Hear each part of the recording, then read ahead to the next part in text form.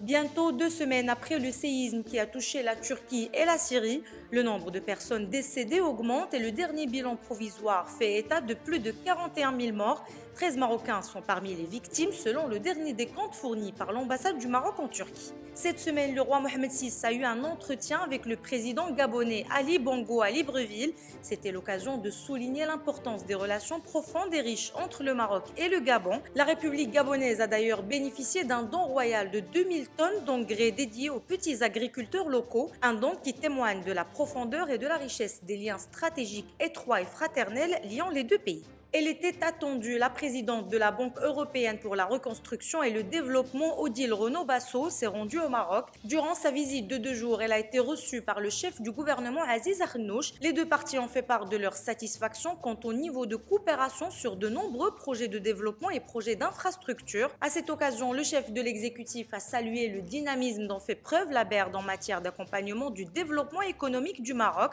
notamment à travers la mobilisation d'investissements dans plusieurs secteurs. Et puis, bonne nouvelle pour les automobilistes. Pour la 3e fois cette année, les prix des carburants ont encore baissé. Et c'est surtout le diesel qui est en forte chute, 1 dirham de moins qui a fait passer le litre de ce carburant sous la barre des 13 dirhams. L'essence n'a quant à lui baissé que de quelques centimes. Il se vend en moyenne à 14,60 dirhams le litre. Et enfin, le sport pour terminer ce brief. Un match amical de prestige est programmé pour les Lions de l'Atlas. Première apparition de l'année après une 4e place historique en Coupe du Monde 2022. Ziyech et ses coéquipiers vont jouer face au Brésil de Neymar. Ce sera le 25 mars prochain à Tanger. Ils iront ensuite défier le Pérou 3 jours plus tard à Madrid. Plus d'informations sur lebrief.ma.